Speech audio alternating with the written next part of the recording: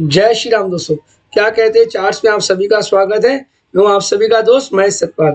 आइए दोस्तों, बिना समय गवाए एक बार निफ्टी के डेली चार्ट्स पे डिस्कशन कर लेते हैं। सबसे पहले तो ये समझें कि भाई कल रात को और आज हुआ क्या है। देखिए दोस्तों, कल रात को डिसीजन आया यूएस से, या ऐसा कहूँ कि डोनाल्ड ट्रंप ने ये कहा कि भाई जो टैरिफ्स जो हम लगाने वाले हैं वो 90 दिन के लिए हम पॉज कर रहे हैं, एक्सेप्ट चाइना, यानी चाइना पे जो टैरिफ्स लगाया है वो कंटिन्यू रहेगा। और कल रात को लग रहा था कि 125% टैरिफ है। अब क्लैरिटी आई है 125%, और उसके पहले वाला जो 20% था वो तो है, सॉरी वो तो है ही है। इन टोटलिटी 145% टैरिफ लगा है चाइना के ऊपर। तो एक्सेप्ट चाइना बाकी सभी जो भी कंट्रीज थे सबके ऊपर फॉर द टाइमिंग पॉज लगाया गया है, और ये पॉज है 90 दिन का। इससे हुआ क्या, इससे एकदम से यूएस मार्केट्स उछले लगभग 3000 पॉइंट, 2900 पॉइंट प्लस। कल डाउ जोन्स ऊपर बंद हुआ 12%, नैस्डैक ऊपर बंद हुआ लगभग 10%, S&P 500 बंद हुआ। इसका इम्पैक्ट ये हुआ कि अपने मार्केट्स वैसे तो आज बंद थे, पर दिन कल गिफ्ट निफ्टी लगभग जब कल बंद हुआ तो 800 लगभग 800 पॉइंट ऊपर बंद हुआ।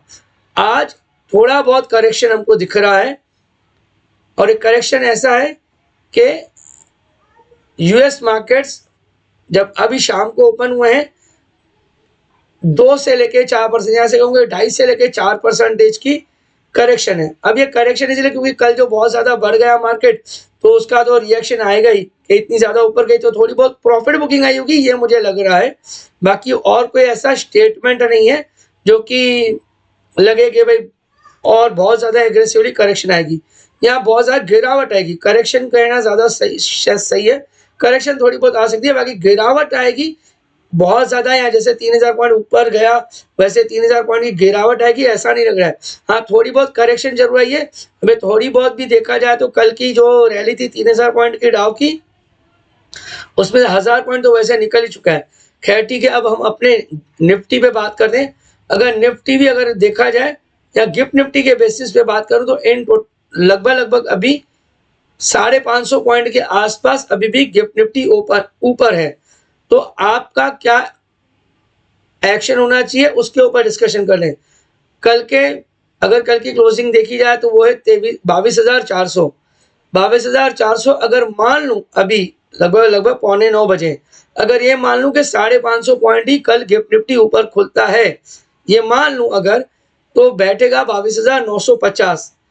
देखिए, जिनकी शॉर्ट है पोजीशन उनके लिए तो एक्चुअली थोड़ा सा एक सेटबैक है, क्योंकि इतनी ज़्यादा जब भी बहुत ज़्यादा गैप डाउन या बहुत गैप अप ओपनिंग होती है तो ट्रेडर्स का नुकसान बहुत ज़्यादा होता है। ये उनके लिए फायदेमंद तो नहीं, पर फायदेमंद का सवाल ही नहीं, उल्टा नुकसान बहुत ज़्यादा करता है। अब ऐसे वाले केस में क्या करें, अगर आपकी शॉर्ट पोजीशन है तो नॉर्मली तो आप वैसे तो इमीडिएट बेसिस पे काट के लीजिए, बट देन अगर आप नहीं काट रहे और अगर आपको होल्ड रखना ही है तो एक ही मैं आपको लेवल दे रहा हूं, वो है 23,200। 23,214 का हाई है, ये 4 अप्रैल का हाई है। ये जो कैंडल है, ये कैंडल अगर एक बार इसका हाई अगर क्रॉस कर दे तो तेजी और ज़्यादा बढ़ जाएगी। उसके बाद तेजी हो सकता है कि आपको 23,550 तक लेके जावे, ऐसा हो सकता है। इसीलिए बेटर देखिए, अगर आप पोजीशन अपनी काटना चाहते हैं तो इमीडिएट बेसिस पे काट लीजिए, या जैसे आपको आपका फाइनेंशियल एडवाइजर सजेस्ट करता है वैसा कीजिए। बट अगर कोई होल्ड करके रखना चाहता है तो भी उसके लिए मैं एक ही स्टॉप लॉस दे रहा हूं, और वो है 23,200 का। 23,200 के ऊपर अगर निफ्टी ऊपर ट्रेड करता है तो आप अपनी शॉर्ट पोजीशन काट लीजिए। ये मैं क्लियर बता रहा हूं। अगर आपकी शॉर्ट पोजीशन है तो लॉन्ग वालों के लिए तो स्टॉप लॉस देने की जरूरत ही नहीं है। ये मैं मान के चल रहा हूं कि कल 500 पॉइंट ऊपर खुलेगा या 550 पॉइंट निफ्टी ऊपर खुलेगा।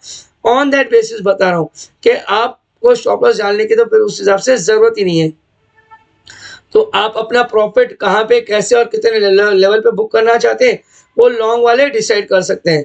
दोस्तों ये मैंने आपको लेवल्स दे दिए, शॉर्ट वालों के लिए एक ही लेवल है, वो 23,200।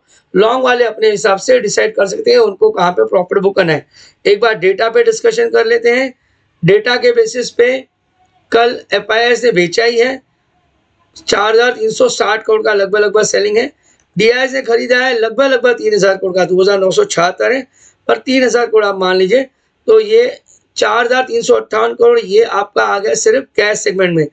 डेरिवेटिव्स में स्टॉक फ्यूचर्स और इंडेक्स फ्यूचर्स अगर मिला दें तो लगभग 1150 करोड़ है आपका इंडेक्स फ्यूचर्स।